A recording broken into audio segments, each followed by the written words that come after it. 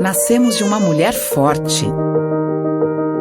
Ela inspira o mundo que queremos construir. De mulheres seguras e donas de si. Determinadas, elas são capazes de iluminar famílias, comunidades. Nosso desafio é eliminar barreiras.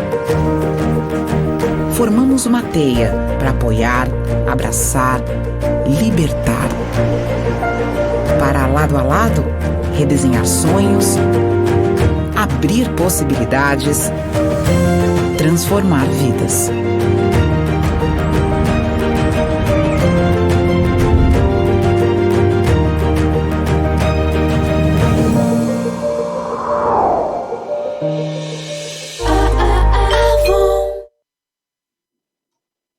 Bom dia a todos e todas. Eu gostaria de dar as boas-vindas à sessão Impactos da Pandemia de Covid-19 na Violência contra a Mulher e Novas Abordagens, que abre hoje o quarto dia do 15º Encontro do Fórum Brasileiro de Segurança Pública. Meu nome é Flávia Carbonari, sou consultora sênior do Banco Mundial em Desenvolvimento Social, Gênero e Prevenção da Violência, e eu vou mediar a nossa sessão de hoje. Antes de nós começarmos, eu gostaria de chamar a Mídria para ler uma poesia para a gente. Carta de amor aos homens. Vocês, homens. Vocês. Vocês que tacam bomba no útero de mulheres, vocês que atravessam úteros de mulheres com fuzis. Vocês que comem bebês ainda no útero, vocês que comem bebês assim que nascem, vocês que comem mulheres inteiras, vocês. Vocês que abrem a boca para experirem palavras que ninguém, além do seu próprio ego quer ouvir.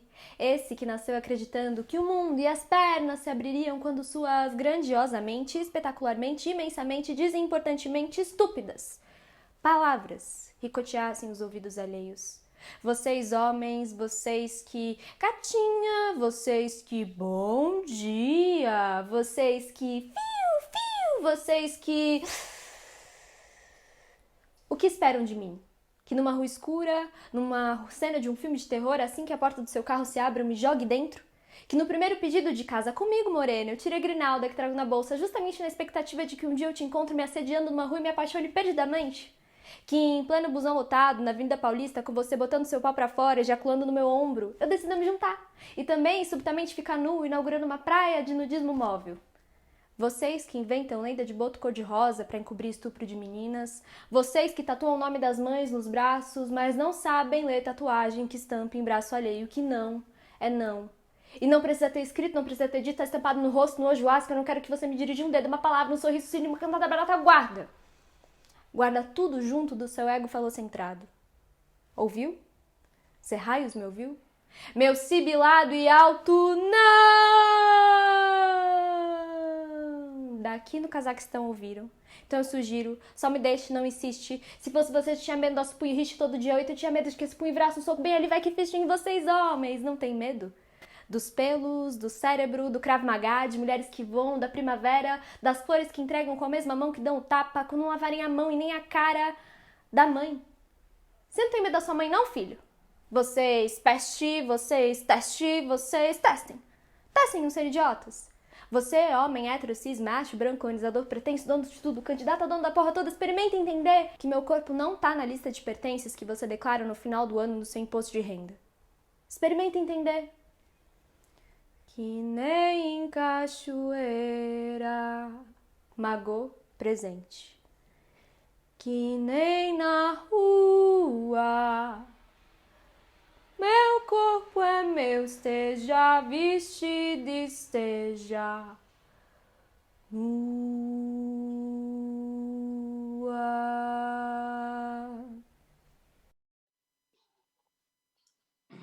Muito obrigada, Mídria.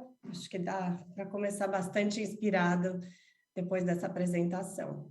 Bom, eu gostaria de agradecer ao Fórum pelo convite, pelo espaço e pela parceria contínua numa área que é tão importante para o desenvolvimento do Brasil.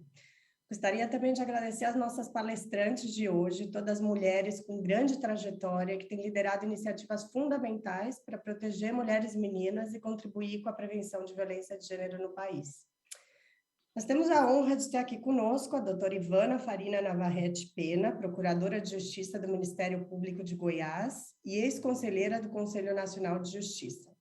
No CNJ, a doutora Ivana participou da aprovação de várias medidas durante a pandemia para fortalecer o sistema de proteção de mulheres, com uma solicitação a juízes para que analisassem até 48 horas os casos de descumprimento de medidas protetivas, o estabelecimento de uma norma para exigir a apreensão de armas dos agressores de violência doméstica e o desenvolvimento de um protocolo de gênero para julgamento, sobre o qual a doutora Ivana vai falar um pouco mais para a gente hoje.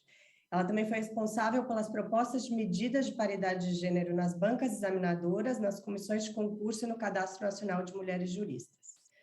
Nós temos também aqui com a gente hoje a doutora Jamila Ferrari, delegada e coordenadora das Delegacias de Defesa da Mulher de São Paulo. A doutora Jamila é a delegada que viabilizou em tempo recorde o boletim de ocorrência eletrônico de violência doméstica em São Paulo no ano passado e também a integração com o sistema do Tribunal de Justiça para a requisição das medidas protetivas.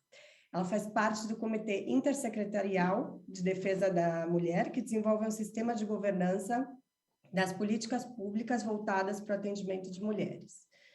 E, por último, temos aqui conosco também a minha colega Paula Tavares, que é especialista sênior em gênero e direito da mulher do Banco Mundial e uma forte ativista e militante pelo direito da mulher. A Paula tem uma longa trajetória na área de prevenção de violência contra a mulher no Brasil, mas também em vários países da África, e ela liderou importantes ações de intercâmbio entre o Brasil e o continente africano nessa área. Bem-vindas a todas. A gente tem esse painel de alto nível hoje para tratar daquela que se tornou uma segunda pandemia no ano passado, quando os riscos de violência contra a mulher aumentaram em vários países no contexto do coronavírus. Enquanto várias medidas de isolamento social eram implementadas para que as pessoas pudessem se proteger do vírus, milhares de mulheres se encontraram confinadas com seus agressores num cenário de maior estresse econômico e social para a grande maioria e com menor capacidade de acessar serviços de segurança, saúde, justiça ou serviços informais de ajuda, que são geralmente opções como familiares e amigos. Então, para muitas mulheres, ficar em casa virou, portanto, um risco maior do que uma proteção. Isso resultou num grande aumento nos indicadores de violência contra a mulher no mundo todo. No Brasil, por exemplo, dados do Fórum dos primeiros 2 meses de medidas de confinamento mostraram um aumento de 22% nos feminicídios e um aumento de 27% nas ligações para o 180. E, ao mesmo tempo, as denúncias presenciais em delegacias e pedidos de ordem de proteção de emergência diminuíram cerca de 25% nesse mesmo período.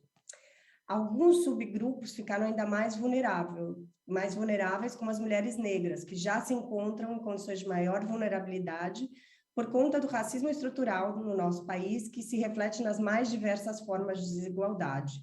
Só em 2020, quase 2/3 das mulheres vítimas de femicídio no Brasil eram negras. Na Argentina, que é o país onde eu moro, em abril de 2020, 1 mês e meio depois que começaram as medidas de lockdown, houve um aumento de 67% no número de ligações para linhas de emergência, e no México, cerca de 60% nesse mesmo período.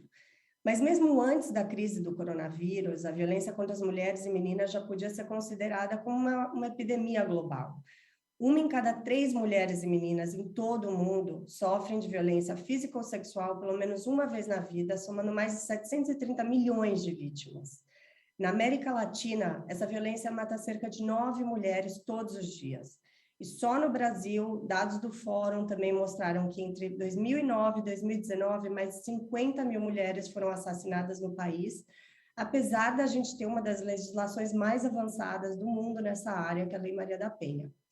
E a violência contra a mulher tem altos custos sociais e econômicos. Ela causa danos e traumas imediatos e de longo prazo para sobreviventes, para suas famílias e para a sociedade como um todo, e exige de muitos gastos e esforços dos governos que poderiam ser destinados para outras áreas. É por isso que a prevenção e o combate à violência contra as mulheres é uma prioridade para o Banco Mundial, para o desenvolvimento sustentável dos países. O banco trabalha há mais de uma década nessa área, financiando projetos, estudos e parcerias com governos e a sociedade civil, para ajudar na prevenção e no combate à violência de gênero de forma integrada, articulando setores como segurança, justiça, proteção social, educação e saúde. Nos últimos anos, o banco intensificou também a implementação de medidas para evitar que os projetos que financia, sobretudo de grande infraestrutura, aumentem os riscos, por exemplo, de exploração, abuso e assédio sexual. E o papel do banco como organismo internacional é também de proporcionar a troca de experiência e boas práticas entre diferentes países. Por isso, um dos principais esforços que a gente realizou no ano passado, e sobre os quais a minha colega Paula vai falar hoje também, foi o mapeamento de políticas públicas que foram implementadas durante a pandemia para prevenir essa escalada de violência contra a mulher que nós começamos a ver logo no início das medidas de isolamento. Nós também trabalhamos, inclusive, com o Fórum na coleta de dados e análise de políticas no Brasil. E o que a gente viu foi que dessa crise também surgiu a oportunidade para muitas inovações, como a que as nossas convidadas vão falar um pouco hoje, tanto no setor de justiça, como de segurança, como em outras áreas. E o mais importante é que, apesar de muitas dessas políticas terem sido lançadas durante a pandemia como medidas de urgência, muitas delas vieram para ficar e contribuir também no médio e longo prazo com a proteção de mulheres e meninas e a prevenção da violência de gênero no nosso país e em muitos outros. Então, para falar de algumas dessas ações, eu vou passar agora primeiro para a doutora Ivana, e só queria lembrar a vocês que estão assistindo que no final nós teremos uns 15 minutos de discussão, então, por favor, coloquem suas perguntas no chat da plataforma e no final a gente vai tentar responder ao máximo possível de acordo com o tempo disponível. Muito obrigada e bom dia, doutora Ivana, bem-vinda. Muito obrigada, agradeço o convite e faço uma saudação à realização deste encontro do Fórum Brasileiro de Segurança Pública, que tem importância acentuada, sobretudo nestes dias em que o diálogo e a busca de alternativas interinstitucionais, eles são uma necessidade imperiosa na situação atual do Estado brasileiro. Já partindo para a questão que me foi proposta sobre novas abordagens neste contexto de violência de gênero, de violência contra a mulher, e especialmente nos dias pandêmicos, eu gostaria de ressaltar que o lançamento de que tratarei aqui, do protocolo para julgamento com perspectiva de gênero, ele ocorreu agora em outubro de 2021. Ocorre que, desde fevereiro, foi instituído, ali está a capa do protocolo, ele está disponível no site do CNJ e também no sítio da Infam. É uma parceria do Conselho Nacional de Justiça e da Escola Nacional de Formação de Magistrados e Magistradas. Esse GT foi instituído em fevereiro com esse escopo de adotar como referência o protocolo similar para julgamento com perspectiva de gênero no México. O protocolo adotado no México, ele veio após uma determinação da Corte Interamericana de Direitos Humanos, diante de ocorrências gravíssimas de crimes contra mulheres e crianças que não tiveram, da parte do Estado, a resposta de solução, a resposta de interrupção daquela sequência de violência de gênero praticada contra mulheres e, especialmente, em alguns dos casos, contra mulheres indígenas. Pois muito bem, com a edição do protocolo pela Corte de Justiça mexicana, vários foram os países aqui na América do Sul que desenvolveram também os seus protocolos, buscando essa questão de ser o espaço da justiça, o espaço de julgamento, um espaço que não seja de repetição de opressões, que não seja de perpetuação de estereótipos, que não seja aquele espaço que repete aquela situação de violência à qual foi exposta a vítima e que pratica nova situação de violência, que é a chamada revitimização. O GT, então, vem depois que o Uruguai já tinha seu protocolo, depois que o Chile já tinha seu protocolo, e o Brasil, então, no espaço do CNJ, formulou este protocolo para julgamento com perspectiva de gênero. Ele trata, num primeiro momento, de questões teóricas e conceituais. Então, a parte número 1, ela aborda aqueles conceitos básicos para que nós possamos, na perspectiva de gênero, trazer da parte do magistrado e da magistrada aquela lente que seja capaz de contextualizar o caso concreto que está no processo, que está em julgamento, diante dessas questões estruturais, como do patriarcado, do machismo, como a violência contra a população LGBTQI a mais. Então, essa parte conceitual, ela trata de abordar a questão de sexo, a questão de gênero, de sexualidade, identidade de gênero, todas essas facetas que envolvem a questão de gênero num aspecto macro, no que significa o contexto cultural, a realidade de determinada pessoa. Pois bem, após essa abordagem, o protocolo segue tratando exatamente das desigualdades estruturais aqui mencionadas por Flávia Carbonari na abertura. As desigualdades estruturais, elas vão demandar, então, um foco para as relações de poder e para as interseccionalidades.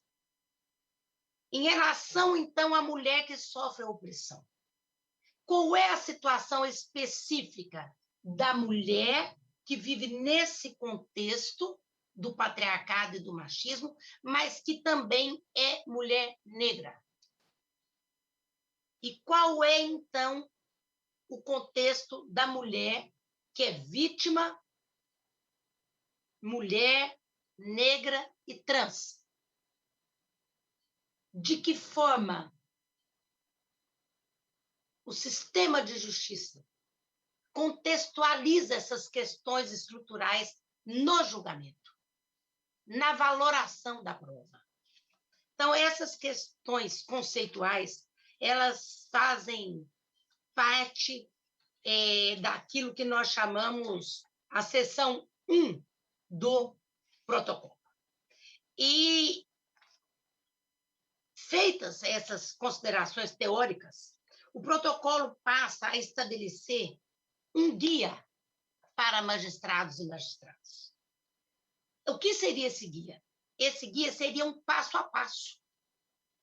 Um passo a passo que pode o juiz, que pode a juíza adotar naquela que seja a leitura com a lente de gênero daquele processo que está ali sendo instruído e que haverá de ser julgado. Então, nós temos aí a interpretação e a aplicação do direito.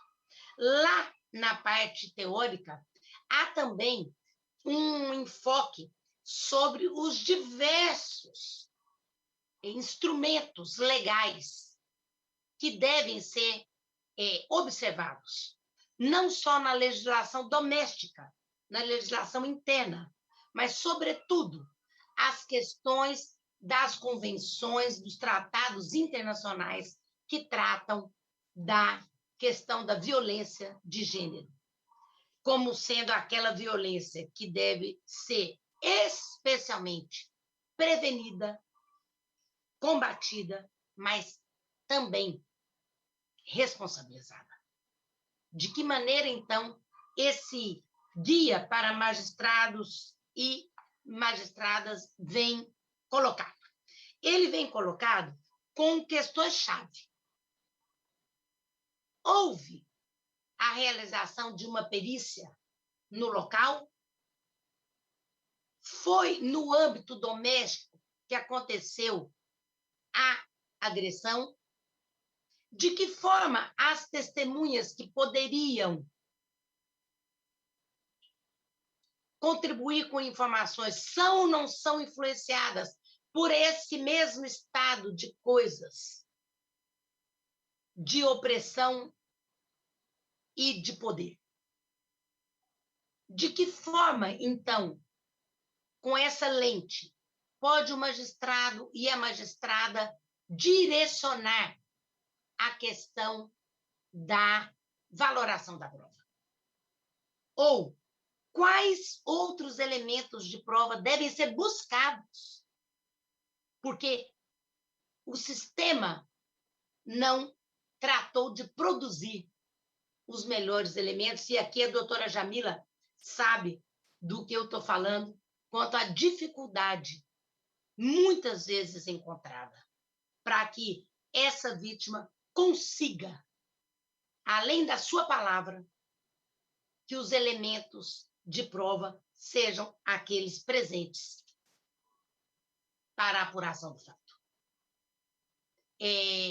O Fórum Brasileiro de Segurança Pública, de há muito, ele vem tratando das questões das delegacias especializadas no nosso país, e também lá no CNJ nós tratamos da questão dos juizados, de qual tem sido a atuação, de qual tem sido a organização do sistema de justiça para que esteja fortalecido nessas ações, quer seja pela capacitação de magistrados e magistradas nessa área, quer seja pelo próprio trato da questão do sistema de justiça. De que modo, então, nós temos legislação avançada, como aqui foi dito?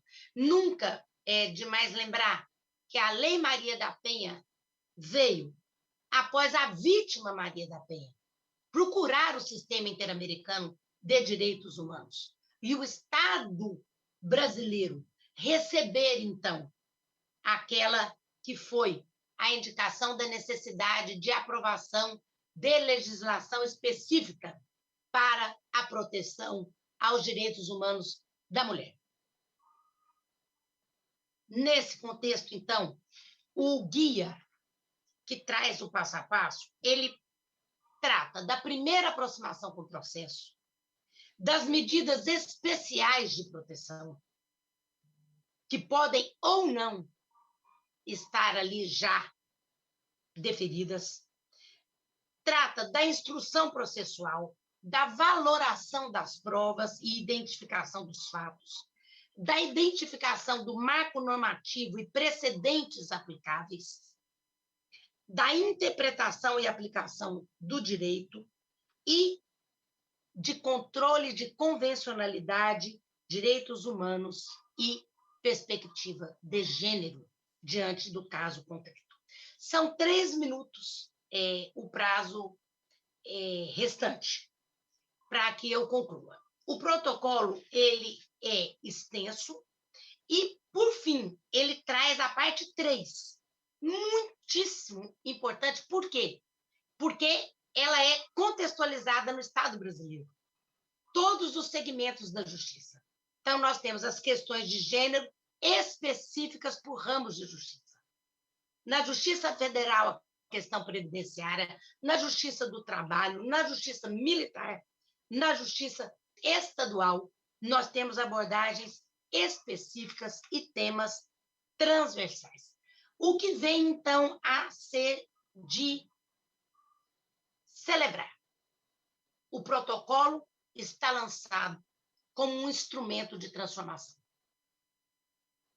Transformação desse espaço de justiça, que recebeu, na pandemia, um incremento enorme de demandas para a proteção da mulher, que presenciou, no estado de São Paulo, números de medidas protetivas concedidas acrescidos em 44% em relação a 2019. 2020 em relação a 2019. E qual transformação se espera do sistema de justiça, dos julgamentos, que eles recebam essa perspectiva de gênero? Que ela seja valorada conceitualmente, mas também de forma a lembrar, como disse Oswald Baudot, a tinta não fica na folha de papel. ela corta na carne viva. A transformação é para que o sistema de justiça, o julgamento, o ato do julgamento, ele seja um ato de não discriminação, de não reprodução de estereótipo. E o que é isso? Um ato de igualdade,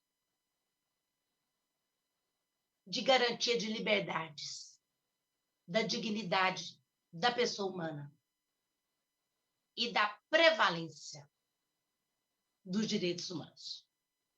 Essa foi a proposta do protocolo, que, como disse Flávia, e eu já concluo agradecendo, ele não é para hoje. Ele é para adelante. Ele é para transformar. E em direitos humanos, o que é vedado é o retrocesso. Obrigada. Muito obrigada, doutora Ivana. Excelente, realmente um potencial muito transformador. Eu queria perguntar se o protocolo já pode ser acessado online por todos. Se for, a gente vai colocar, vou pedir para a equipe do fórum se a gente pode colocar no chat da plataforma para todo mundo poder acessar depois. Claro que sim. E queria agradecer a senhora também, porque nessa sua fala você trouxe muitos conceitos que são fundamentais para a gente entender, né, o fenômeno da violência de gênero, né, como as relações de poder desiguais, como essas vulnerabilidades e desigualdades que a gente enfrenta muito claramente no Brasil, com alguns grupos específicos, como a senhora mencionou, mulheres negras, mulheres indígenas, e trouxe com o protocolo como a justiça está operacionalizando essa questão, né? E transformando justamente o sistema de justiça para que possa ser mais igualitário e não revitimize e não discrimine, como a senhora bem explicou.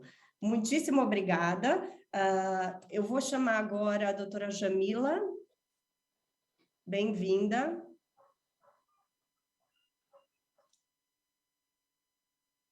Bom dia. Bom dia a todas as pessoas que estão nos assistindo.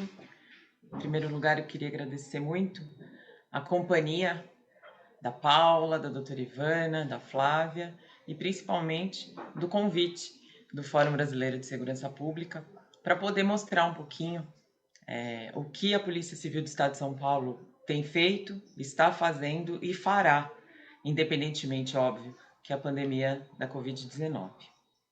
O coronavírus, como todos sabemos, ele atingiu o Brasil oficialmente no final de fevereiro de 2020.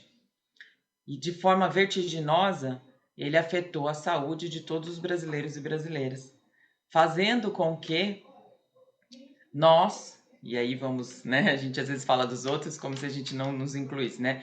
Nós tivéssemos que ficar em isolamento social. Especificamente aqui no estado de São Paulo, o decreto que determina a quarentena, que foi inclusive várias vezes prorrogado, ele é de 24 de março de 2020.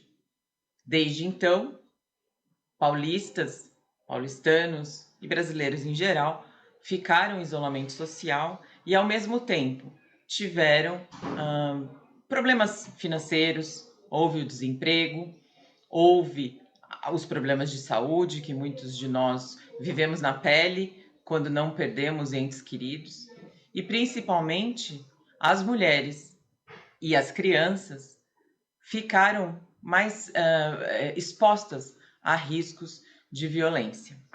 Afinal de contas, estavam em isolamento social com os seus agressores. Como bem dito pela Flávia, em outros países do mundo, até porque a pandemia começa anteriormente, né, na China, na Europa, nos Estados Unidos, quem analisava e lia as reportagens que estavam sendo veiculadas, houve um aumento muito grande no número de denúncias de violência contra a mulher nesses países. E por isso mesmo, a gente aqui em São Paulo, ciente e consciente da necessidade de alguma forma, minimizar essa dificuldade que a maioria das mulheres estariam vivendo, passamos a permitir que as ocorrências de violência doméstica e familiar pudessem ser registradas através da delegacia eletrônica.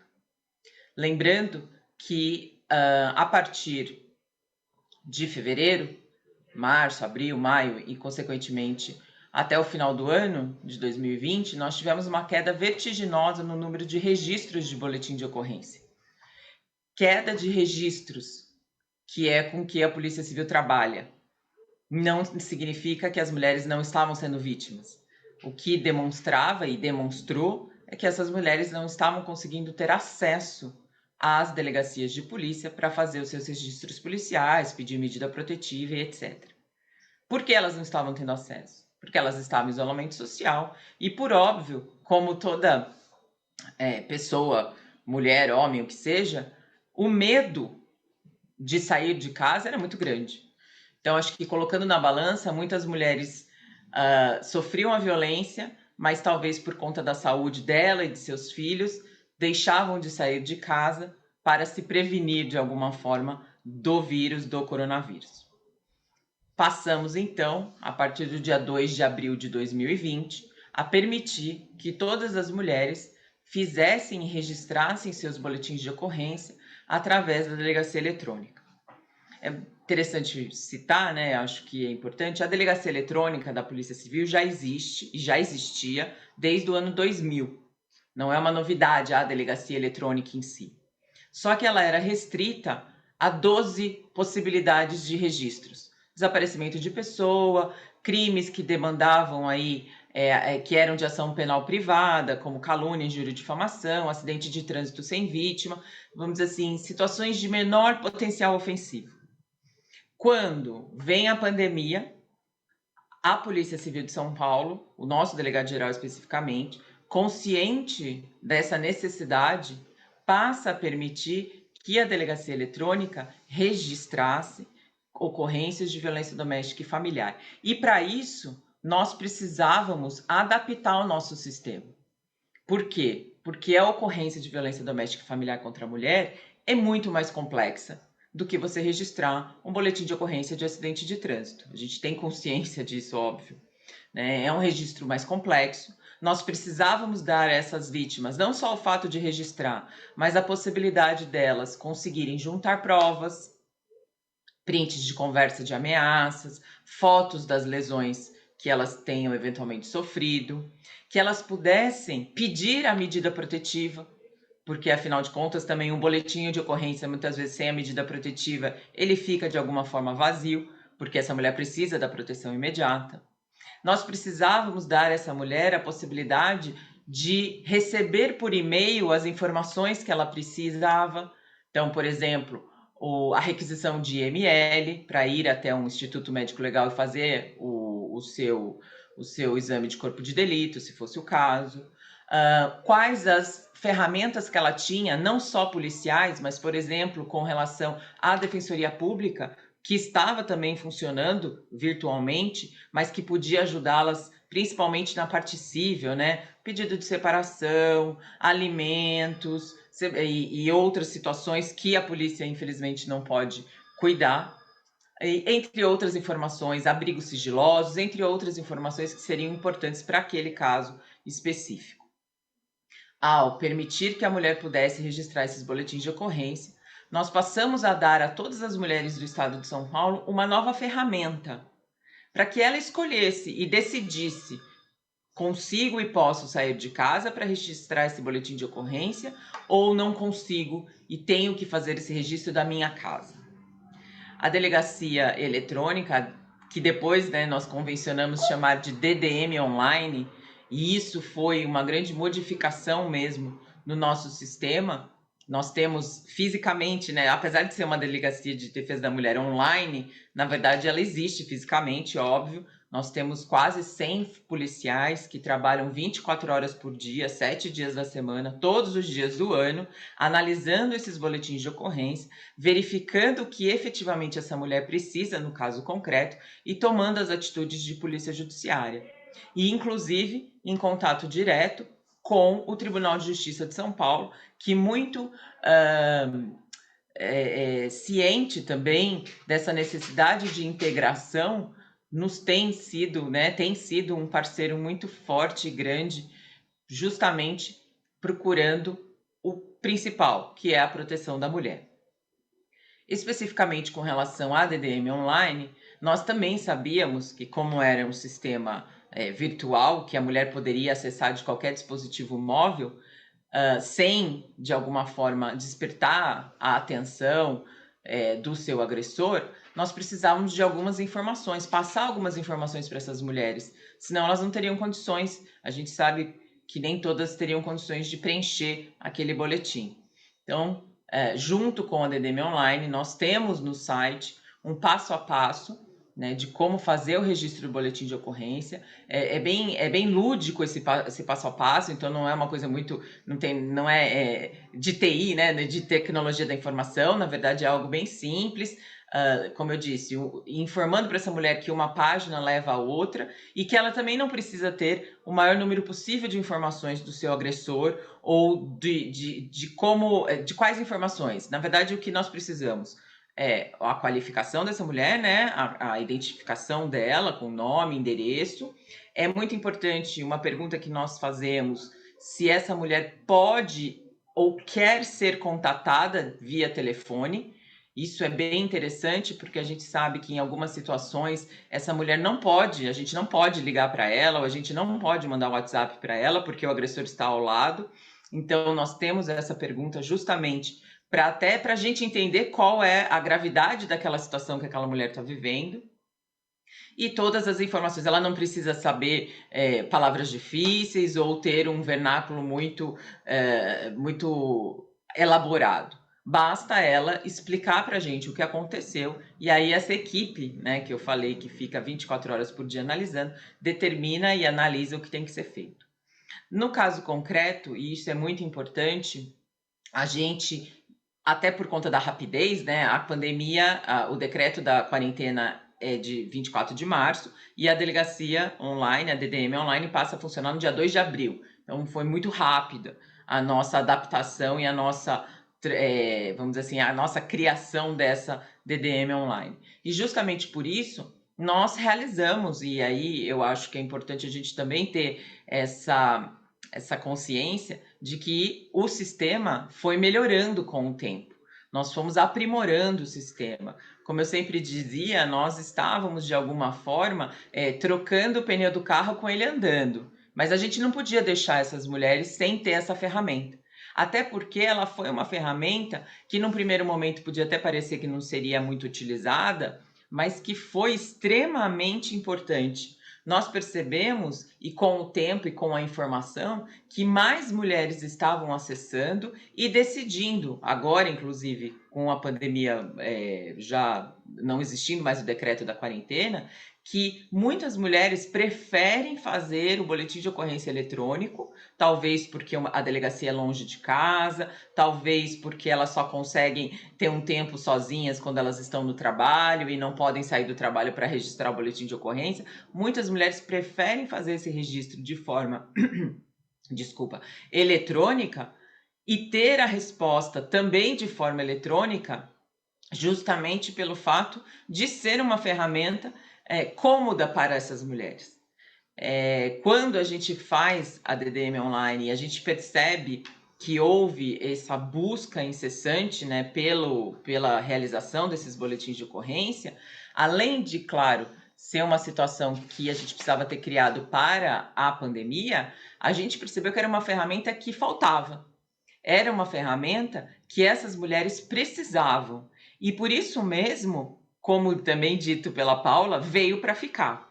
Então, a DDM Online, na verdade, ela foi criada na pandemia, ela foi aprimorada na pandemia, mas ela está na nossa vida, na vida das mulheres aqui do estado de São Paulo, para sempre. Porque, além de tudo, é uma situação que muitas dessas mulheres precisavam, justamente para elas decidirem. A gente sempre fala da necessidade das mulheres terem a possibilidade de decisão.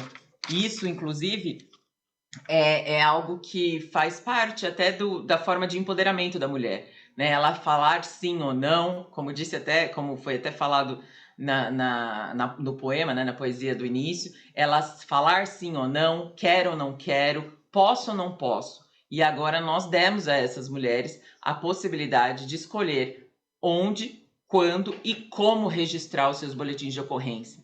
Porque o que é muito importante também falar, registrar um boletim de ocorrência, pedir medida protetiva, salva a vida. Existem N estudos do Ministério Público aqui de São Paulo, estudos feitos pela própria Polícia Civil, que demonstram que mulheres vítimas de feminicídio não fazem ou não fizeram antes dos fatos os boletins de ocorrência ou pediram medida protetiva. Por exemplo, em 2019, de todos os casos de feminicídio do estado de São Paulo, só 2% deles a mulher tinha feito um boletim de ocorrência anteriormente. Ou seja, quando você registra, quando você informa ao estado juiz, ao estado polícia, que aquela mulher está sendo vítima de violência, nós conseguimos criar ferramentas de proteção que salvarão a vida dessa mulher.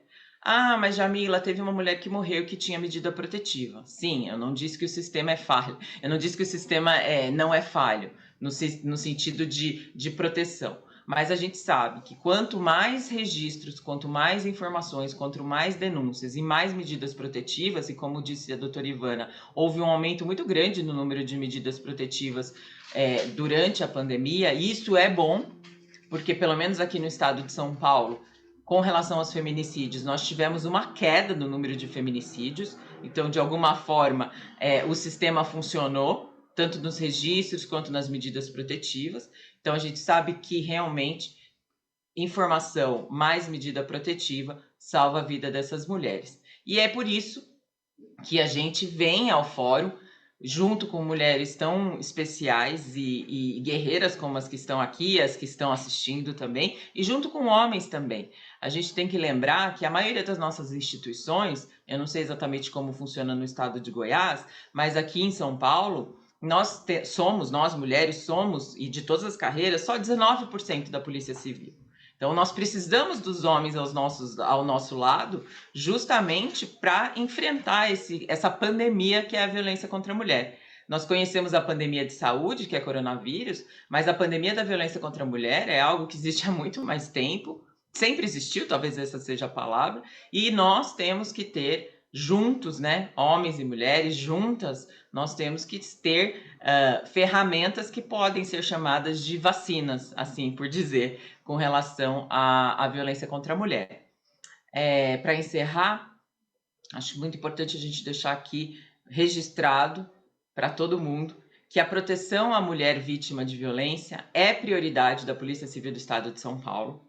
E essa nova ferramenta que veio para ficar, ela visa o efetivo combate à violência doméstica e familiar, com o objetivo de promover uma ação protetiva concreta contra as pessoas em situação de vulnerabilidade, especificamente aqui, mulheres. Nós sabemos que nós somos metade da população do estado de São Paulo, aqui em São Paulo somos 23 milhões, e por isso a Polícia Civil não pode fechar os olhos a essa situação. O próprio Fórum de Segurança Pública lança uma informação mostrando que o estado de São Paulo é o estado mais seguro para as mulheres viverem, porque é o estado que menos tem ocorrência, né, claro, proporcionalmente, de violência contra a mulher. Isso nos dá orgulho, mas também nos dá responsabilidade de sempre estarmos atentos e atentas à proteção dessas mulheres, das nossas mulheres e de nós, mulheres, porque mesmo dentro da instituição nós temos vítimas de violência e às vezes a gente até esquece disso. E inclusive autores de violência e às vezes a gente esquece disso também. Então nós não podemos deixar de ter esse olhar de gênero, como disse a doutora Ivana, no sentido de proteger as nossas mulheres, as mulheres do estado de São Paulo, não só melhorando as ferramentas que temos, mas criando cada vez mais políticas públicas voltadas à proteção das mulheres. Eu agradeço muito a oportunidade de poder falar, estou à disposição das nossas perguntas, das minhas colegas de painel, e tenham certeza que juntas e juntos nós somos mais fortes, apesar de parecer um pouco clichê isso. Obrigada. Muito obrigada, doutora Jamila. Super interessante escutar sobre a trajetória também, né, da criação dessa nova ferramenta, saber que ela veio para ficar. E também achei muito interessante que você foi contando um pouco como se deu essa transformação e o aprimoramento, porque às vezes é algo que a gente pode pensar que é tão simples, né? Mas tem outros detalhes simples também que fazem com que ela seja operativa, como você mencionou, de ter esse guia na página, lúdico, de disseminar informação também para as mulheres e aí deixar a opção para elas. Eu imagino que tenhamos vários outros estados no Brasil que devem ter feito medidas similares, até convido todos os participantes que são de outros estados a colocarem no chat, contarem para a gente se esse é o caso. E queria até aproveitar para resgatar a fala de um participante, do Genildo Rodrigues de Lima, que tinha colocado, depois da fala da doutora Ivana, como a sociedade é um organismo vivo e está em transformação e as instituições devem refletir essas transformações. Eu acho que a fala de vocês duas refletem muito isso, né? Tanto no sistema de justiça como de segurança, como as instituições brasileiras, que obviamente também foram construídas nessa sociedade patriarcal, que permite todas as desigualdades que levam aos altos índices de violência de gênero, estão se transformando. Então, eu acho super inspirador, fico muito feliz de poder escutar e ter vocês, obviamente, aqui conosco. Agora, para a nossa última palestrante, vou chamar a Paula, que vai nos contar um pouco também das ações em outros países, né? E em outras áreas também, além de segurança e justiça, porque também retomando um pouco a fala da doutora Jamila, quando falou da importância de ter os homens presentes, né? A gente tem que pensar muito na proteção da mulher e na prevenção. E para trabalhar também na prevenção, a gente tem que trabalhar também com os homens para começar a mudar essas normas sociais, normas de gênero que estão na base dessa pandemia, como a doutora Jamila falou, de violência de gênero que nós já vínhamos vivendo, né, no Brasil e no mundo. Então, Paula, bem-vinda. A palavra é sua agora. Muito obrigada, Flávia. É um prazer estar aqui. Começo agradecendo a oportunidade, o evento organizado pelo Fórum Brasileiro de Segurança Pública, cumprimentando as colegas de painel, doutora Jamila e Ivana, pelas excelentes apresentações e o trabalho tão relevante que estão conduzindo nos diferentes espaços. Vou falar um pouquinho sobre o trabalho do Banco Mundial, um pouco o monitoramento e levantamento que nós fizemos nesse momento de pandemia, um pouco de medidas inovadoras também. Mencionar que o banco, como outros organismos internacionais, desempenha um papel importante nesse combate à violência contra a mulher, em especial apoiando governos nacionais e subnacionais no desenvolvimento de políticas de enfrentamento à violência de gênero em seus territórios. E esse trabalho se alinha também a uma das prioridades do banco, que é o desenvolvimento sustentável dos países, que não pode acontecer sem haver uma efetiva prevenção e combate à violência contra as mulheres. Nesse sentido, o banco vem apoiando diversos governos durante a pandemia a enfrentar os impactos econômicos e sociais que ela vem causando, e sabemos que um dos impactos da pandemia, das sombras nessa segunda pandemia, foi o aumento da violência contra as mulheres no Brasil e em muitos países que nós acompanhamos. Isso, claro, como já foi falado aqui, devido a políticas de isolamento social, expõe as mulheres à situação de maior vulnerabilidade no ambiente doméstico, somada à crise econômica, ansiedade, medo do contágio, enfim, situações que causam maior estresse, aumentam a probabilidade de exposição a agressões, principalmente no âmbito familiar. A situação ainda mais complexa, como nós vimos durante a pandemia, quando o acesso a serviços de saúde, segurança e justiça muitas vezes ficam dificultados, como ficaram devido a uma priorização de recursos ou ao fechamento de serviços e restrições à mobilidade, como já ouvimos aqui das outras painelistas. E, na verdade, nós já, com lições de epidemias passadas e as evidências iniciais dos impactos dessa pandemia, já havia uma projeção, uma sugestão do aumento dos riscos de violência, principalmente em países, em contextos de maior desigualdade e violência, como o caso do Brasil, né? E, em paralelo, também sabemos que a subnotificação desses casos aumenta, justamente pela dificuldade de de acessar os serviços, de acessar enfim, as aberturas, as possibilidades de denúncia e as mobilidades reduzidas. Então, com isso, o banco, desde o início da pandemia, vem apoiando diferentes países a enfrentar esses impactos e o aumento da violência. Alguns exemplos: em Honduras, parte de um projeto de saúde de resposta ao coronavírus incluiu a formação de pessoal médico em violência de gênero. No Peru, foi oferecida assistência técnica para garantir serviços especializados de apoio às vítimas de violência de gênero durante as políticas de distanciamento social. No Brasil, também, o Banco Mundial atua. Na Bahia, o banco está apoiando a Prefeitura de Salvador na capacitação de profissionais de assistência social para oferecer um atendimento mais humanizado a mulheres vítimas de violência. E no estado do Piauí, o banco também apoia o fortalecimento e a capacitação de organismos políticos para as mulheres. Em Teresina, apoiou o desenvolvimento de um diagnóstico de violência diagnóstico de violência contra a mulher na capital, a partir do qual se desenvolveram uma série de atividades de capacitação e fortalecimento de serviços. E o papel do banco também é proporcionar troca de experiências, boas práticas, trazer evidências para subsidiar a implementação de políticas públicas, com isso fazendo um trabalho de análise, de coleta de dados também e recomendações. E, nesse sentido, durante a pandemia, justamente, nós realizamos um mapeamento das políticas públicas que foram implementadas por diferentes países e no Brasil para prevenir ou, de alguma forma, combater essa escalada da violência contra a mulher. No Brasil, nós trabalhamos junto ao Fórum Brasileiro de Segurança Pública para fazer essa coleta de dados, trabalhamos nessa parceria e na análise de algumas dessas políticas.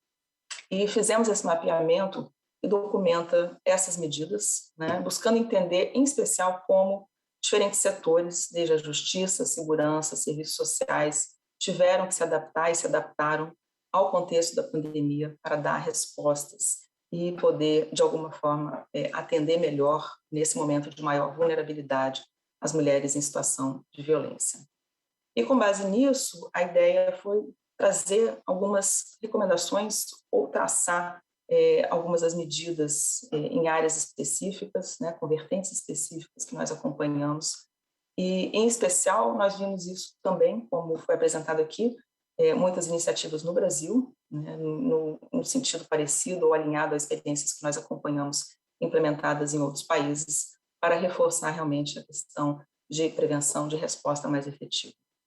Nós vimos também, tanto no Brasil quanto em outros países, uma atuação bastante importante da sociedade civil, iniciativas de conscientização, mas também de respostas e atuação em apoio social, jurídico e econômico às vítimas. Nós, mais ou menos, categorizamos em 5 grandes áreas essas respostas que nós acompanhamos, em especial o fortalecimento dos sistemas de resposta e apoio, prestação de apoio financeiro e recursos, adaptação e garantia de serviços de justiça e segurança, melhoria e continuidade de dados e trabalhos de conscientização. Em especial, quando falando de respostas mais de curto prazo, mais imediatas, como algumas que foram apresentadas aqui, realmente trabalhando o fortalecimento dos sistemas de resposta e apoio, exemplo de linhas de denúncia, por exemplo, né? Como diz que 180, apoio psicossocial, opções de abrigo e moradia alternativa para as mulheres, um papel importante, inclusive, da assistência social na esfera local, a garantia de recursos orçamentários, humanos e financeiros para garantir que os serviços essenciais de atendimento e resposta para as vítimas continuassem em funcionamento, e a ampliação de campanhas de conscientização, acesso à informação e comunicação sobre os serviços e também a conscientização sobre as questões. Além disso, uma integração da questão de gênero, né, dessa perspectiva de gênero e das questões de violência contra a mulher em respostas socioeconômicas à pandemia e epidemias semelhantes são recomendações que vêm a partir desse monitoramento, né, garantindo uma coordenação ativa e eficaz entre as diversas partes e estruturas que integram a resposta à pandemia, garantir a continuidade de coleta e compartilhamento de dados para orientar e continuar orientando a resposta emergencial à violência contra a mulher. Algumas orientações para garantir essa resposta e a continuidade, o avanço no médio e longo prazo, nós acompanhamos também iniciativas mais focadas na prevenção e na proteção, garantindo respostas mais efetivas, trabalhando e atuando para diminuir as desigualdades econômicas e de gênero estruturais e sistêmicas como uma das causas raízes subjacentes da violência contra as mulheres, garantir também o acesso à educação, à proteção social, ao trabalho decente, né, um trabalho digno das mulheres e um trabalho de mudança realmente de normas sociais de gênero discriminatórias. Em termos de medidas mais específicas, a garantia de recursos humanos também e financeiros, no médio e longo prazo, uma sustentabilidade para atualização, adaptação e prestação dos serviços adequados, garantindo esforços contínuos de conscientização, de campanhas de comunicação sobre a violência contra a mulher, sobre o acesso a serviços e atendimento. Garantir que as respostas à violência, o trabalho de resposta, seja um trabalho integrado às medidas setoriais, principalmente nas áreas de saúde, educação, proteção infantil, segurança e justiça, proteção social e geração de empregos também. Entender que o fortalecimento da liderança e a participação das mulheres, né, de mulheres e meninas em todas as decisões relativas ao enfrentamento e à resposta em diferentes setores é essencial. E dentro desse contexto, e como já foi mostrado aqui, uma das principais áreas que nós vimos em termos de medidas de inovação e que agora vem para ficar foram medidas na área de tecnologia, né, ou baseadas em tecnologia, soluções digitais que nós acompanhamos por aqui. Então, realmente aprimorando e adaptando os serviços às soluções tecnológicas para possibilitar e ampliar o acesso, garantir o acesso contínuo à informação, à prestação de serviços, à coleta e geração de dados. Nós vimos vários países adotando ferramentas nesse sentido, como parte das medidas de fortalecimento dos sistemas de resposta de apoio para garantir a efetividade e a continuidade dos serviços de justiça e segurança, como vimos no Brasil aqui, ampliando a conscientização sobre o problema. Alguns exemplos, nós vimos governos da Argentina e do Chile lançaram um call center silencioso em parceria com o WhatsApp para que as mulheres em casa pudessem pedir ajuda sem o risco de serem ouvidas. Na França, nós acompanhamos a criação de uma plataforma virtual na internet com atendentes treinados para receber denúncias online de violência doméstica. Na Espanha, um botão de pânico foi adicionado durante a pandemia a um aplicativo já existente, né, que era um aplicativo de segurança fornecido pelas autoridades policiais, o que possibilitou as vítimas pedirem socorro por escrito e fazer uma geolocalização da vítima para que a ajuda pudesse ser enviada de maneira rápida e eficaz. E no Brasil também nós vimos soluções bastante inovadoras, baseadas em tecnologia. Nós ouvimos aqui a delegacia digital. Essa foi uma área em que nós acompanhamos a implementação de iniciativas nesse sentido em outros estados também, o acesso, então, a medidas protetivas aos sistemas de justiça e aos tribunais, também apoio psicológico, psicossocial, apoio de atendimento jurídico por meio de plataformas digitais. Nós vimos também, claro, a adoção de métodos alternativos de denúncia e sinalização para mitigar riscos, né, para eliminar ou diminuir o risco e o medo das mulheres de serem ouvidas com iniciativas com palavras código, números código, opções também de chat, de bate-papo por WhatsApp. Nós vimos também a campanha do Sinal Vermelho, por exemplo, como uma dessas iniciativas, né? Sinal Vermelho contra a Violência Doméstica, que há alguns meses foi consagrada também em legislação. Tudo isso nesse contexto de adaptação de serviços e utilização de recursos tecnológicos e digitais, né? O registro de casos de boletins de ocorrência eletrônico e outros para garantir a continuidade do acesso a serviços e a proteção pelas mulheres em momentos de possível confinamento, isolamento social e mobilidade restrita, né? Então, isso como uma estratégia muito importante que nós vimos acompanhando, já vimos aqui. Nós vemos também aqui no Brasil, em outros países, mas alguns exemplos do Brasil, de plataformas e aplicativos também, iniciativas da sociedade civil. O Think Olga, uma ONG, adaptou um robô também recém-lançado na época, o IsaBot, para ajudar com orientações e ferramentas sobre o que fazer em casos de violência. Outro aplicativo, Mete a Colher, uma startup também, apoiando mulheres em situação de risco no país todo, criou um produto específico para oferecer um atendimento online. Vimos o lançamento também do projeto Justiceiras, que, por meio da plataforma WhatsApp, oferece um atendimento e orientações interdisciplinares para dar orientação gratuita para as mulheres.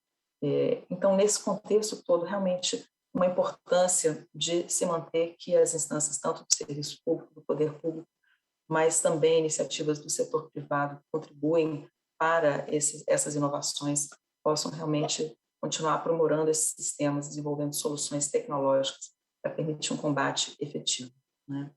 É importante lembrar, nesse contexto, que os fatores de risco que tornaram as mulheres mais vulneráveis a esse tipo de violência durante a pandemia existem no dia a dia, vão continuar existindo com ou sem a pandemia. Então, por isso, a importância de continuarmos realmente investindo, mantermos essas inovações em funcionamento, como já foi falado aqui, né? Continuarmos investindo também, trocando experiências sobre estratégias de prevenção da violência contra a mulher, entendendo que realmente as medidas eficazes de médio e longo prazo para se realmente lidar com a questão e mudar esse panorama e essa situação no médio e longo prazo passa por um enfoque maior e ampliado na prevenção e também respostas mais efetivas.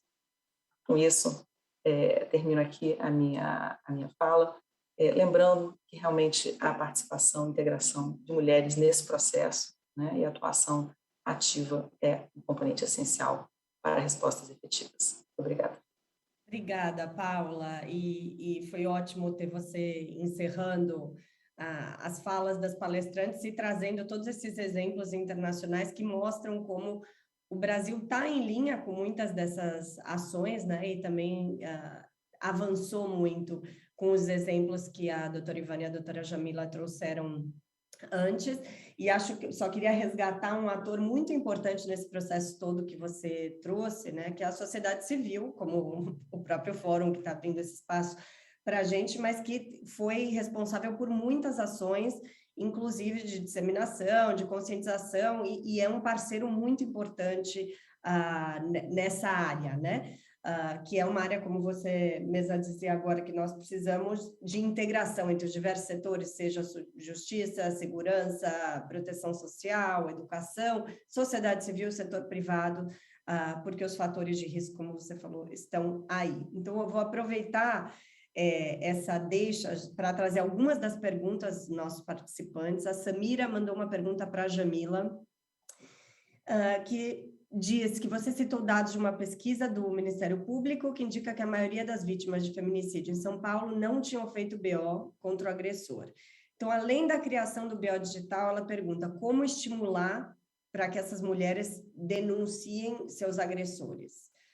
Jamila, essa é para você. E aproveito já outra, que vieram duas para você, se tem algum projeto socioeducativo em São Paulo para o atendimento aos agressores. Ótimo. Obrigada pelas perguntas. Com relação ao estímulo, né, dessas mulheres, eu acho que a gente pode falar em dois braços, vamos dizer assim. Informar e acolher, né? Eu acho que são essas o binômio, por assim dizer. Informar, e isso a gente percebe como é importante falar, repetir, mostrar os canais, ter a participação da sociedade civil, mas também da imprensa nessa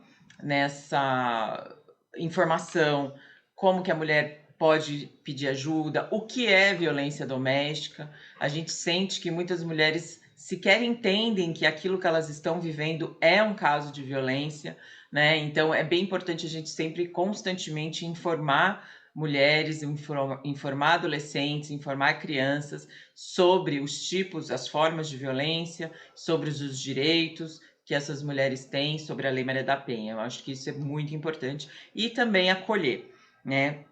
A gente sabe que mulheres que estão sofrendo algum tipo de violência são extremamente, além de serem vulneráveis pelo fato de estarem sofrendo a violência, também estão vulneráveis, estão muitas delas com a sua autoestima extremamente abalada, têm medo, têm vergonha, são dependentes financeiras, então daquele agressor. Então a gente sabe também que é muito importante acolher. E aí quando eu falo acolher, é acolher na delegacia de polícia, de alguma forma, capacitando os nossos policiais a fazerem um melhor atendimento a essas vítimas de violência doméstica. E isso também é algo que a gente tem passado e batido há muito tempo aqui na Polícia Civil, com cursos na Cadepol, né, na nossa Academia de Polícia, nesse sentido, de mudar aí paradigmas com relação a como a Polícia Civil atende essas mulheres no primeiro momento, mas também o acolhimento não só na polícia, mas também o acolhimento na rede de apoio como um todo. Né? A polícia, muitas vezes, na maioria das vezes, na verdade, é a porta de entrada dessas mulheres, mas a gente nunca pode ser a porta de saída dessas mulheres. Essas mulheres precisam de um acolhimento geral. Começa na delegacia de polícia, mas também vai passar pela rede de apoio. E aí a gente está falando de outras instituições, até de outros entes da federação. E com relação a cursos, né, e ao atendimento aos agressores, existem sim aqui em São Paulo, além de organizações não governamentais que têm esses cursos e firmam parceria com a Polícia Civil, com o Poder Judiciário. Nós temos também, especificamente na Academia de Polícia, um curso que discute a masculinidade tóxica. Nós chamamos esse curso de reeducação familiar, em que homens que estão em processo de violência, né, doméstica, eles passam a participar de encontros, de turmas, para rediscutir aí a sua situação e como que deve ser essa relação entre homem e mulher, né? Sempre lembrando que em nenhum momento a gente quer que esse homem volte com aquela mulher que ele agrediu, por exemplo, mas que ele tenha futuras relações saudáveis. Então, basicamente, acho que são essas as respostas. Obrigada, doutora Jamila. Aproveitando aqui para a doutora Ivana, duas perguntas rápidas também. A Raíssa pergunta se, além das campanhas de conscientização, como a gente pode influenciar os governos a fortalecerem as redes de proteção? E, aproveitando, se a senhora podia responder também, quais são as principais práticas que deveriam continuar existindo depois da pandemia para enfrentar a violência de gênero, de todas as que a senhora está familiarizada? Eu entendo que, com relação aos governos, e nós podemos falar aqui do governo central brasileiro e também dos governos estaduais, nós temos que fortalecer a questão das políticas públicas, porque a garantia de direitos ela só é eficaz quando ela é objeto de ações. Então, os direitos humanos dessas mulheres, eles precisam não só de declarações, mas, sobretudo, de ações governamentais para que eles sejam garantidos. Eu dou um exemplo. O formulário de avaliação de risco, que é aquele que colhe as informações da mulher por qualquer das autoridades perante a qual ela primeiro se apresente. Esse formulário ele nasceu de uma resolução conjunta de 2 órgãos de controle, o CNMP, que é do Ministério Público, e o CNJ, mas ele não era uma disposição legal. Então, o Estado-Parlamento aprovou o formulário de risco como um instrumento de proteção. A partir do momento que você tem a legislação e que você exige da autoridade governamental que adote políticas públicas para cumprir a legislação, nós estamos avançando. Porque a questão é de concretude. A política pública, ela demanda investimento, ela demanda planejamento, ela demanda conhecimento da realidade para a qual ela se destina, como muito bem colocou aqui a doutora Jamila. A realidade chegou até a Polícia Civil, quando percebeu que tinha que desenvolver mecanismos, instrumentos para garantir desses direitos. A mesma questão, eu acho, nós devemos cobrar. Eu lamento, mas no nosso país, e Paula e Flávia falaram, e nós estamos aqui num diálogo sociedade civil, poder público.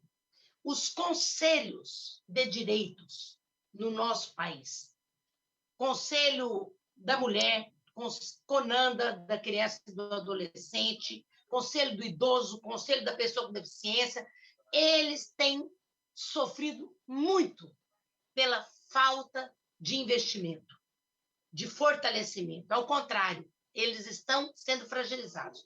Quando esses conselhos são fragilizados, o monitoramento dessas políticas públicas também é fragilizado.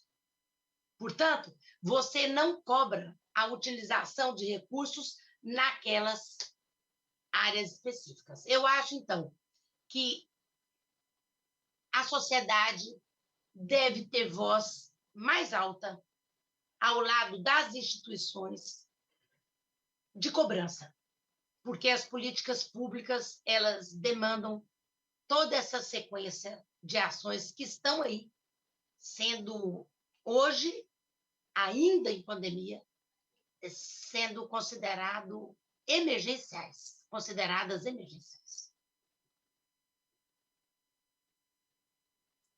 Muito obrigada, doutora Ivana, e obrigada a todas vocês, obrigadas a todas as perguntas. Tinha uma última da Beatriz, perguntando de quais as respostas mencionadas pelo Banco Mundial eram mais eficazes. Não dá tempo da gente responder, eu vou falar muito rapidinho, só que isso é um desafio que nós ainda temos de estar implementando avaliações de impacto rigorosas para ver efetivamente o que tem sido mais efetivo ou não.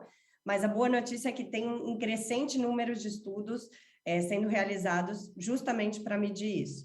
Queria agradecer muito as nossas palestrantes, o painel foi super interessante, inspirador, e chamar agora o João Ricardo, que fez a ilustração da nossa conversa, aproveitar também para parabenizar o Fórum por essa iniciativa que eu acompanhei nos outros dias de painel, foi super interessante. Então, João Ricardo, por favor, e avisar...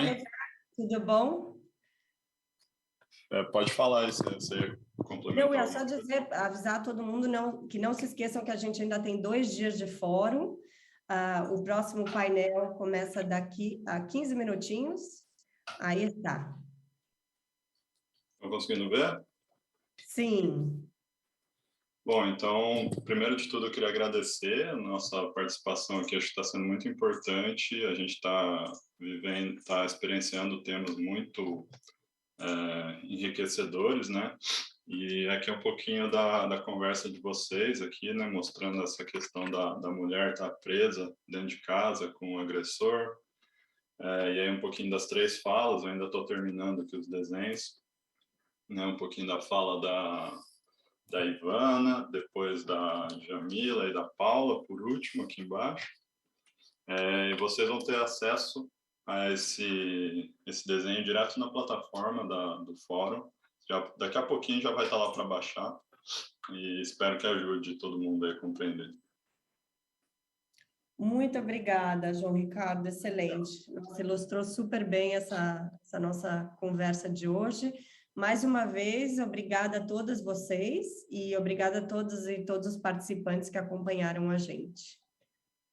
Eu sou Marcos Veras e quero te convidar para espalhar uma mensagem muito importante que eu e a Uber queremos compartilhar. Preparado? Então vamos lá. Eu quero que você feche os olhos. Agora imagina que você está tranquilamente dentro do seu Uber quando de repente um cirurgião atravessa uma rua correndo com um bisturi na mão. Absurda a cena, né? Mas agora me diz, quando você imaginou esse cirurgião, ele era branco ou negro? Aposto que você imaginou um branco. Eu sei porque eu imaginei. E isso sim é absurdo. E é por isso que eu tô aqui, junto com a Uber, para te explicar por que isso acontece. Calma, não sai daí. Vai dizer que você não tá curioso para saber por que você imaginou um cirurgião branco? Lembra daquele personagem médico bonitão da novela? Ele era o quê? Branco.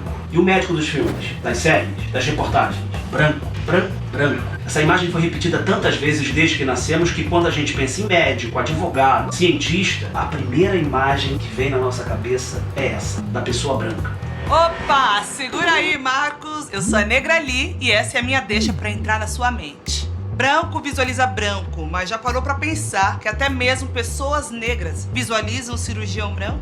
Mas eu vou ainda mais longe, ou melhor, mais perto, da ficção para a vida real. Levanta a mão comigo. Agora baixe um dedo para cada frase que você concordar. Já fui atendido por pelo menos 3 médicas ou médicos negros. Aquele restaurante chique que vou em ocasiões especiais está sempre cheio de clientes negros. O chefão da empresa em que trabalho é uma pessoa negra. Ainda acho que eu tô exagerando? Exagero é ter que dar mais exemplos de racismo em pleno 2021. Eu e muitas outras pessoas negras temos uma coleção de frases racistas que já escutamos por aí. Por exemplo, e esse carrão aí, hein? É seu mesmo? Nossa. E esse seu cabelo? Posso pegar? Diferentão, né? Exótico. Como que lava? Você não é tão escuro assim. Você tá mais pra morena, né? E você tá mais pra racista. Essas atitudes estão tão presentes em nosso dia a dia que muitas vezes reproduzimos sem nem pensar. E quando a gente reproduz esse comportamento, geração após geração, a gente contribui para um ciclo infinito causado pelo racismo estrutural. Sim, eu, você, todo mundo. Mesmo que não faça parte da sua realidade, o racismo existe. E nós, pessoas brancas, temos um dever e a responsabilidade de nos posicionar sobre o assunto. Ouça e repare mais nas coisas que acontecem ao seu redor. E lembre-se que nossas atitudes impactam na vida de outras pessoas. Por isso, sempre que presenciar ou vivenciar uma situação de racismo, denuncie. Racismo é crime. Tanto fora quanto dentro da Uber. Para reportar o incidente no app, é só acessar a opção Suas Viagens, clicar na viagem específica e no menu Ajuda, escolher Reportar um problema de segurança e depois Reportar racismo. Repense suas atitudes racistas. Continue a mudança em t.uber.com/racismo.